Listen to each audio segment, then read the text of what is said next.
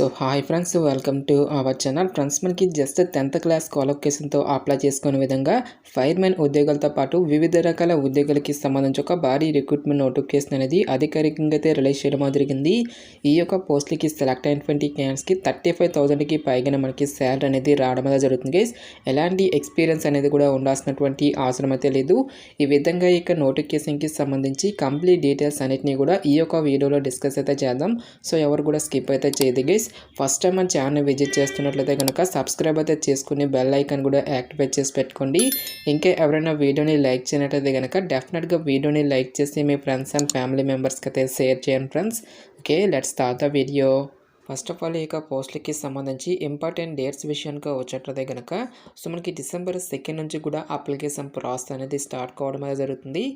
Last date విషయానికి వచ్చేట్లయితే కనుక December 22 వరకు కూడా ఈ యొక్క రిక్రూట్మెంట్కి ఆన్లైన్లో అప్లికేషన్స్ అనేవి సబ్మిట్ అయితే చేసుకోవాల్సి అయితే ఉంటుంది.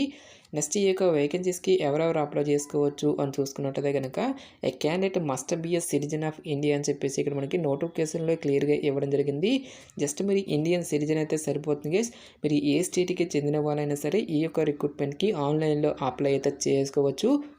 సో ఈ యొక్క నోటిఫికేషన్ ద్వారా మనకి 9 డిఫరెంట్ టైప్స్ ఆఫ్ వేకెన్సీస్ని రిక్రూట్మెంట్ అయితే చేయడం జరుగుతుంది. సో పోస్టుల వరకు వేకెన్సీస్కి సంబంధించిన డీటెయిల్స్ కనుక చూసుకున్నట్టయితే కనుక మెటీరియల్ అసిస్టెంట్ ఉద్యోగాలు వచ్చరికి మనకి టోటల్గా 19 వేకెన్సీస్, జూనియర్ ఆఫీస్ అసిస్టెంట్ ఉద్యోగాలు వచ్చరికి 27, సివిల్ మోటార్ డ్రైవర్ ఉద్యోగాలు వచ్చేసరికి 4 వేకెన్సీస్, టెలి ఆపరేటర్ గ్రేడ్ 2 ఉద్యోగాలు వచ్చేసరికి 14 వేకెన్సీస్తో పాటు ఫైర్మెన్ ఉద్యోగాలు వచ్చేసరికి 247, కార్పెంటర్ అండ్ జాయినర్ అనేటువంటి ఈ యొక్క ఉద్యోగాలు వచ్చేసరికి 7 వేకెన్సీస్తో పాటు పెయింటర్ అండ్ డెకరేటర్ అనేటువంటి ఉద్యోగాలు వచ్చేసరికి 5 వేకెన్సీస్, ఎంటీఎస్ ఉద్యోగాలు వచ్చేసరికి 11 వేకెన్సీస్, ట్రేడ్స్మెన్ మేట్ ఉద్యోగాలు వచ్చేసరికి హైయెస్ట్గా మనకి 389 వేకెన్సీస్ని రిక్రూట్మెంట్ అయితే చేయడం జరుగుతుంది. సో ఏ క్యాస్ట్ల వరకు ఎన్నెన్ని వేకెన్సీ అనేవి కేటాయించినటువంటి డీటెయిల్స్ని కూడా నోటిఫికేషన్లో క్లియర్గా ఇవ్వడం జరిగింది. అన్ని క్యాస్ట్ల వరకు కూడా వేకెన్సీ అనేవి కేటాయించడం జరిగింది గైస్. లైక్ మనకి general, EWS, OBC, SC, ST including మనకి పీడబ్ల్యూడీ క్యాండిడేట్స్కి కూడా సపరేట్గా వేకెన్సీ అనేవి కేటాయించడం జరిగింది. సో పోస్ట్కి సంబంధించి పే స్కేల్ అనేది ఏ విధంగా ఉంటుంది అని చూసుకున్నట్లయితే కనుక ఎంటీఎస్ ఉద్యోగాలతో పాటు ట్రేడ్స్మెన్ మేట్ ఉద్యోగాలకు వచ్చేసరికి సెంట్రల్ గవర్నమెంట్ లెవెల్ 1 ప్రకారం సో మనకి బేసిక్ పేనే 18,000 అనేది రావడం అనేది జరుగుతుంది. సో బేసిక్ పేతో పాటు చాలా రకాల అడ్మిజిబుల్ అలవెన్సెస్ అనేవి కూడా మనకి పే చేయడం జరుగుతుంది గైస్. ఈ విధంగా అన్ని అలవెన్సెస్ కలుపుకుంటే దాదాపుగా మనకి 25,000కి పైగా మనకి శాలరీ అనేది రావడం అనేది జరుగుతుంది. నెక్స్ట్ ఇక్కడ మనకి మెటీరియల్ అసిస్టెంట్ పోస్టులు కాకుండా మిగిలినటువంటి అన్ని రకాల ఉద్యోగాలకు కూడా సెంట్రల్ గవర్నమెంట్ లెవెల్ 2 ప్రకారం బేసిక్ పేనే 19,900 అనేది రావడం జరుగుతుంది. అన్ని అలవెన్సెస్ కలుపుకుంటే దాదాపుగా మనకి 35,000కి పైగా మనకి శాలరీ అనేది రావడం అనేది జరుగుతుంది. మెటీరియల్ అసిస్టెంట్ పోస్టులకు మాత్రం సెంట్రల్ గవర్నమెంట్ లెవెల్ 5 ప్రకారం అన్ని అలవెన్సెస్ కలుపుకుంటే దాదాపుగా మనకి 50,000 వరకు కూడా మంత్లీ శాలరీ అనేది రావడం అనేది జరుగుతుంది గైస్. ఈ యొక్క పోస్ట్కి ఎటువంటి అప్లికేషన్ ఫీజు అనేది కూడా మనం పే చేయాల్సినటువంటి అవసరం అయితే లేదు. ఆల్ క్యాండిడేట్స్ అందరూ కూడా ఈ యొక్క రిక్రూట్మెంట్కి ఫ్రీగా అయితే అప్లై అయితే చేసుకోవచ్చు గైస్. ఎటువంటి సింగిల్ రూపీ అనేది కూడా మనం పే చేయాల్సినటువంటి అవసరం అయితే లేదు. సో ఇక్కడ మనకి రీజియన్ వైజ్గా ఏ రీజియన్స్లలో ఎన్నెన్ని వేకెన్సీ అనేవి కేటాయించినటువంటి డీటెయిల్స్ని కూడా నోటిఫికేషన్లో ఇవ్వడం జరిగింది. సో మన యొక్క 2 తెలుగు రాష్ట్రాలు కూడా సదరన్ రీజియన్ కిందకైతే రావడం అనేది జరుగుతుంది. సో ఆంధ్రప్రదేశ్ స్టేట్ అనేది ఇక్కడ లేదు కదా అని చెప్పేసి సో ఆంధ్రప్రదేశ్ క్యాండిడేట్స్ అప్లై చేసుకోవచ్చు అని చెప్పేసి చాలామందికి ఒక డౌట్ అనేది రావచ్చు. సో ఈ యొక్క జాబ్స్ అనేవి మనకి సెంట్రల్ గవర్నమెంట్ జాబ్స్ కాబట్టి అన్ని స్టేట్ల వరకు కూడా మనకి ఈక్వల్ ఛాన్సెస్ అనేవి ఉంటాయి. కాబట్టి మీరు ఏ స్టేట్కి చెందిన వాళ్ళైనా సరే ఈ యొక్క రిక్రూట్మెంట్కి మీరు అప్లై అయితే చేసుకోవచ్చు. సో పోస్టుల వరకు ఏజ్ లిమిట్కి సంబంధించిన డీటెయిల్స్తో పాటు ఎసెన్షియల్ ఎడ్యుకేషనల్ క్వాలిఫికేషన్ కనుక చూసుకున్నట్లయితే కనుక ఫస్ట్ ఆఫ్ ఆల్ ఇక్కడ మనకి ఎంటీఎస్ ఉద్యోగాలతో పాటు ట్రేడ్స్మెన్ మేట్ ఉద్యోగాలకు వచ్చేసరికి మీకు మినిమం ఏజ్ అనేది 18 ఇయర్స్ అయితే కంప్లీట్ అయి ఉండాలి. జనరల్ అభ్యర్థులు వచ్చేసరికి 25 ఇయర్స్ వరకు కూడా అప్లై అయితే చేసుకోవచ్చు. ఓబీసీ క్యాండిడేట్స్ వచ్చినట్లయితే కనుక 28 ఇయర్స్ వరకు, ఎస్సీ ఎస్టీ క్యాండిడేట్స్ వచ్చేసరికి 30 ఇయర్స్ వరకు కూడా అప్లై చేసుకోవడానికి ఛాన్స్ అనేది కల్పిస్తూ ఉన్నారు. నెక్స్ట్ ఎసెన్షియల్ ఎడ్యుకేషనల్ క్వాలిఫికేషన్ కనుక చూసుకున్నట్లయితే కనుక సో 2 రకాల ఉద్యోగాలకు కూడా ఓన్లీ 10th క్లాస్ అనేది పాస్ అయితే సరిపోతుంది గైస్. ఈ యొక్క జాబ్స్కి మనము అప్లై అయితే చేసుకోవచ్చు. ఎలాంటి ఎక్స్పీరియన్స్ అనేది కూడా ఉండాల్సినటువంటి అవసరం అయితే లేదు. నెక్స్ట్ మనకి పెయింటర్ అండ్ డెకరేటర్ ఉద్యోగాలతో పాటు కార్పెంటర్ అండ్ జాయినర్ అనేటువంటి ఈ యొక్క ఉద్యోగాలకు వచ్చేసరికి సేమ్ ఏజ్ లిమిట్ అనేది ఇవ్వడం జరిగింది. ఎసెన్షియల్ ఎడ్యుకేషనల్ క్వాలిఫికేషన్ కనుక చూసుకున్నట్లయితే కనుక 10th క్లాస్ క్వాలిఫికేషన్తో పాటు సంబంధిత ట్రేడ్లో ఐటీఐ సర్టిఫికేట్ అనేది ఉండి ఒక ట్రేడ్కి సంబంధించి వర్క్ ఎక్స్పీరియన్స్ అనేది కూడా ఉండాలి అని చెప్పేసి మెన్షన్ చేయడం జరిగింది. నెక్స్ట్ ఫైర్మెన్ ఉద్యోగులకు కూడా మనకి సేమ్ ఏజ్ లిమిట్ అనేది ఇవ్వడం అనేది జరిగింది గైస్. ఈ యొక్క పోస్ట్కి ఓన్లీ 10th క్లాస్ అనేది పాస్ అయితే సరిపోతుంది. ఈ యొక్క జాబ్స్కి మనము అప్లై అయితే చేసుకోవచ్చు. నెక్స్ట్ మనకి టెలి ఆపరేటర్ గ్రేడ్ 2 ఉద్యోగాలకు వచ్చేసరికి 10+2 అనేది మీరు ఎనీ స్ట్రీమ్లో పాస్ అయినా సరే ఈ యొక్క రిక్రూట్మెంట్కి మీరు అప్లై అయితే చేసుకోవచ్చు. దీంతో పాటుగా పీబీఎక్స్ బోర్డు అనేది ఏదైతే ఉంటుందో ఒక బాక్స్ని మీరు హ్యాండిల్ చేసేటువంటి స్కిల్స్ అనేవి కూడా మీకు ఉండాలి అని చెప్పేసి మెన్షన్ చేయడం జరిగింది. నెక్స్ట్ సివిల్ మోటార్ డ్రైవర్ ఉద్యోగాలకు వచ్చేసరికి 18 years to 27 years లోపు ఉన్నటువంటి క్యాండిడేట్స్ అందరూ కూడా అప్లై అయితే చేసుకోవచ్చు. నెక్స్ట్ మనకి క్యాస్ట్ వరకు కూడా ఏజ్ రిలాక్సేషన్స్ అనేవి అప్లికేబుల్ అయితే అవుతాయి. ఓబీసీ క్యాండిడేట్స్కి 3 years, ఎస్సీ ఎస్టీ క్యాండిడేట్స్కి 5 years పాటు కూడా అప్పర్ ఏజ్ రిలాక్సేషన్ అనేది కూడా ఇవ్వడం జరిగింది. ఈ యొక్క పోస్ట్కి 10th క్లాస్ క్వాలిఫికేషన్తో పాటు సివిలియన్ డ్రైవింగ్ లైసెన్స్ అనేది ఉండి ఒక డ్రైవింగ్కి సంబంధించి అట్లీస్ట్ 2 years ఎక్స్పీరియన్స్ అనేది కూడా ఉండాలి అని చెప్పేసి ఇక్కడ మనకి రిక్రూట్మెంట్ నోటిఫికేషన్లోనే క్లియర్గా ఇవ్వడం జరిగింది. నెక్స్ట్ మనకి జూనియర్ ఆఫీస్ అసిస్టెంట్ పోస్ట్కి వచ్చేసరికి 18 years to 25 years లోపు ఉన్నటువంటి క్యాండిడేట్స్ అందరూ కూడా అప్లై అయితే చేసుకోవచ్చు. క్యాస్ట్ వరకు కూడా ఏజ్ రిలాక్సేషన్స్ అనేవి అప్లికేబుల్ అయితే అవుతాయి.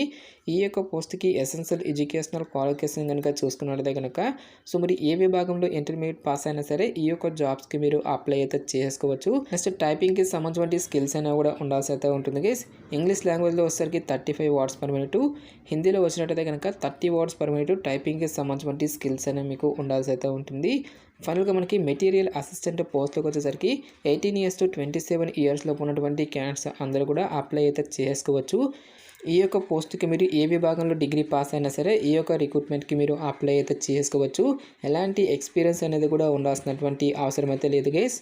నెక్స్ట్ ఈ యొక్క పోస్ట్కి సంబంధించి సెలక్షన్ ప్రాసెస్ అనేది ఏ విధంగా ఉంటుంది అని చూసుకున్నట్టయితే కనుక టోటల్గా 2 stagesలో ఈ యొక్క వేకెన్సీస్కి సంబంధించి సెలక్షన్ అనేది కంప్లీట్ అయితే చేయడం జరుగుతుంది.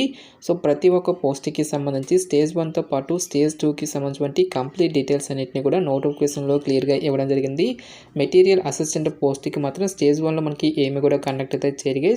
ఈ యొక్క పోస్ట్కి మనకి డైరెక్ట్గా రిటర్న్ ఎగ్జామినేషన్ అనేది కండక్ట్ చేయడం జరుగుతుంది. నెక్స్ట్ జేఏఓ పోస్ట్కి వచ్చేసరికి స్టేజ్ 1లో మనకి స్కిల్ టెస్ట్ అనేది కండక్ట్ చేయడం జరుగుతుంది.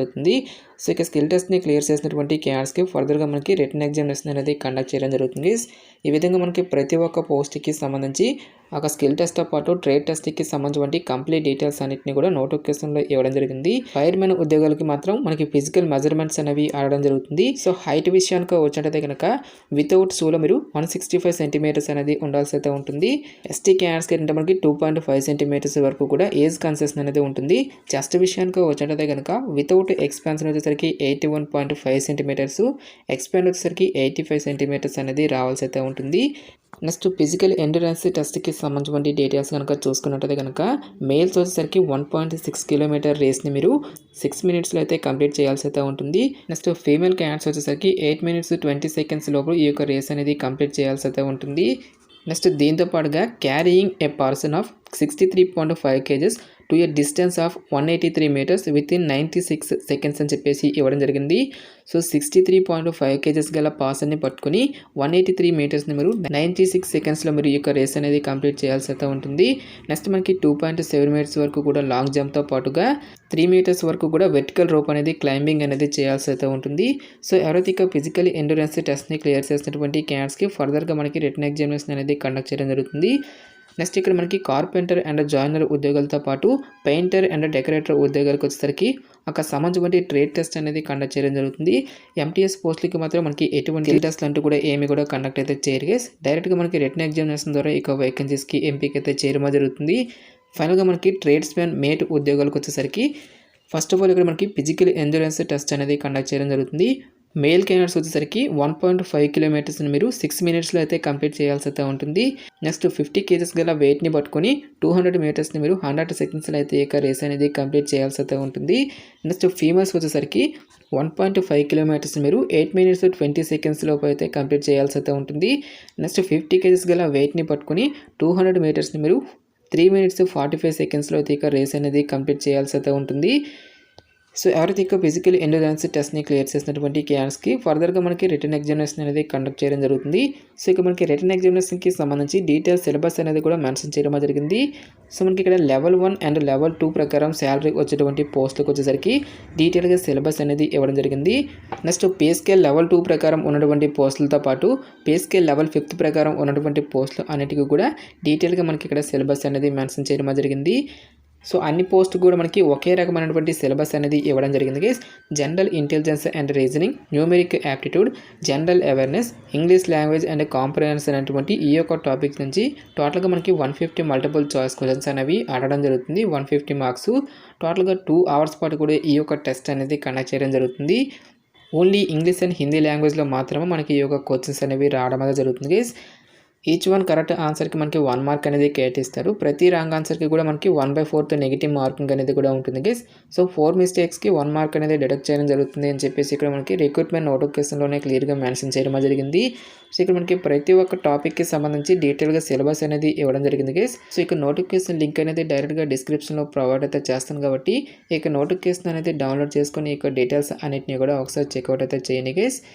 నెక్స్ట్ ఈ యొక్క పోస్ట్లకి సెలెక్ట్ అయినటువంటి క్యాండిడేట్స్కి జాబ్ పోస్టింగ్ అనేది ఎక్కడ ఉంటుంది అని చూసుకున్నట్టయితే కనుక ఏ రీజన్కి అయితే అప్లై చేస్తున్నారో ఆ రీజన్కి సంబంధించిన లొకాలిటీలోనే మనకి ఈ యొక్క జాబ్ పోస్టింగ్ అనేది ఉంటుంది. సో మీరు సదరన్ రీజన్కి కనుక అప్లై చేస్తున్నట్టయితే కనుక మనకు సికింద్రాబాద్లోని ఈ యొక్క పోస్ట్కి సంబంధించి జాబ్ పోస్టింగ్ అనేది ఉంటుంది కాబట్టి డెఫినెట్గా ఈ యొక్క ఆపర్చునిటీని అయితే యూటిలైజ్ అయితే చేసుకోండి.